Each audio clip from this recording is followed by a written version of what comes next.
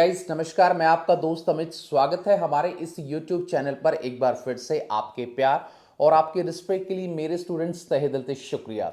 Guys आज की इस वीडियो के अंदर हम लोग बात करेंगे कि जो बच्चे 2024 के अंदर अपने बैचलर ऑफ एजुकेशन हरियाणा की किसी भी यूनिवर्सिटी से MDU Chaudhary Ranveer Singh university, Kurukshetra university, Mirpur university या गुरुग्राम यूनिवर्सिटी, किसी भी यूनिवर्सिटी से अपने एग्जाम देंगे तो उस पर, चाहे वो फर्स्ट ईयर में है चाहे वो सेकंड ईयर में है, तो हम लोग आज उसके पैटर्न की बात करेंगे कि 2024 में पैटर्न क्या चेंज हो सकता है या 2024 का जो पैटर्न है एग्जाम का वो क्या रहेगा और आपको कौन सी भाषा के अंदर अपना जो एग्जाम है वो लिखना चाहिए। इस सब चीज़ों पर हम लोग क्या है डिस्कशन करेंगे।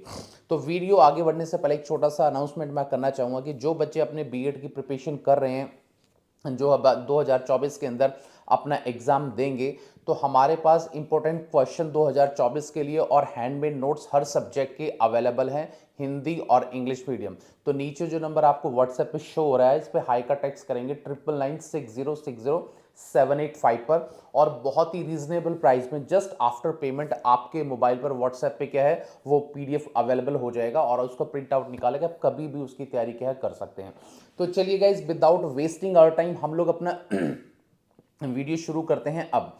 तो गाइज देखिए, जो बच्चे अब फर्स्ट ईयर के अंदर हैं या सेकंड ईयर के अंदर हैं, अब यहाँ पर काफ़ी बच्चों का कंफ्यूजिंग ये आता है कि सर देखिए मेरे फर्स्ट जो जो अभी नए बच्चे हैं, मैं पहले फर्स्ट ईयर के बच्चों की बात करता हूँ कि सर देखिए मैंने स्टार्टिंग से ही इंग्लिश मीडियम पढ़ा है, तो इंग्लिश मीडियम पढ़ा है तो ऑब्वियसली बात मैं इंग्लिश मीडियम में अपने एग्ज़ाम दूँ या फिर अपने जो एग्ज़ाम है उसको हिंदी मीडियम में दूं, तो इसका क्या सिस्टम रहता है। देखिए जैसे एमडीयू के अंदर जो आपका क्वेश्चन पेपर आता है वो दोनों ही लैंग्वेज में आता है। मैंने पहले भी बताया था कि बीएड का पैटर्न क्या रहता है कि टोटल आपके 9 क्वेश्चन दिए जाते हैं, ठीक है। पहला जो क्वेश्चन है आपका वो कंपलसरी है, बाकी हर यूनिट से आपको एक एक क्वेश्चन करना है और टोटल आपको कितने क्वेश्चन करने, 5 क्वेश्चन करने हैं।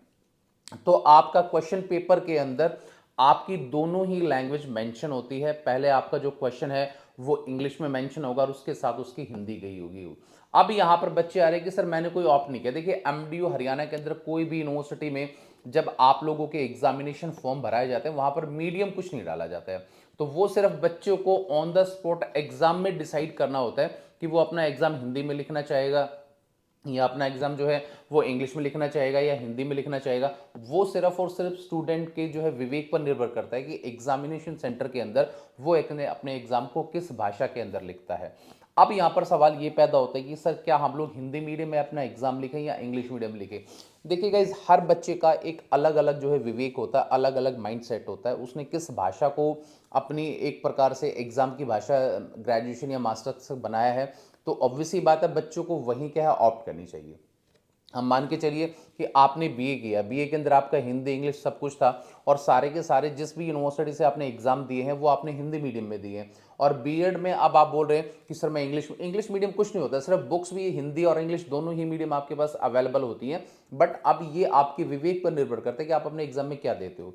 अगर आपने ग्रेजुएशन मास्टर तक हर एग्जाम अपना हिंदी मीडियम में दिया तो मैं उन बच्चों को सजेशन देना चाहूँगा कि आप अपने एग्जाम को हिंदी मीडियम में ही लिखें, इंग्लिश मीडियम में ना लिखें। और जिस बच्चों ने अपना एग्जाम इंग्लिश मीडियम दिया है, तो देखिए जो बच्चा इंग्लिश मीडियम का होगा वो इंग्लिश मीडियम के अलावा जो है कोई भी लैंग्वेज में एग्जाम नहीं दे सकता है। अब सवाल ये पैदा होता है कि क्या हमारे मार्कशीट के अंदर, डिग्री के अंदर ये चीज़ मेंशन होगी कि आपने अपना एग्जाम हिंदी मीडियम में दिया या इंग्लिश मीडियम में दिया है। गाइज देखिए, अभी तक आज तक कोई ऐसा रूल नहीं है कि आपने भाषा में कौन सी भाषा में अपना एग्जाम दिया है। एमडीयू में, कुरुक्षेत्र में, सीआरएसयू में, किसी भी यूनिवर्सिटी में आपका जो मीडियम है वो आपके जो है मार्कशीट के अंदर, आपकी डिग्री के अंदर कभी मेंशन नहीं किया जाता है। वो सिर्फ आपका क्वेश्चन पेपर के ऊपर मेंशन होता है कि आपको हिंदी में अटेम्प्ट करना है या इंग्लिश में अटेम्प्ट करना है। तो इसमें आप निश्चिंत रहिए, कोई भी हिंदी और इंग्लिश मीडियम वाली जो एक सिचुएशन है जो बच्चों के माइंड में क्रिएट होती है, वो इस प्रकार की प्रॉब्लम कोई भी आपके साथ नहीं आएगी। तो बिंदास होकर किसी भी भाषा में आप अपने एग्जाम दें।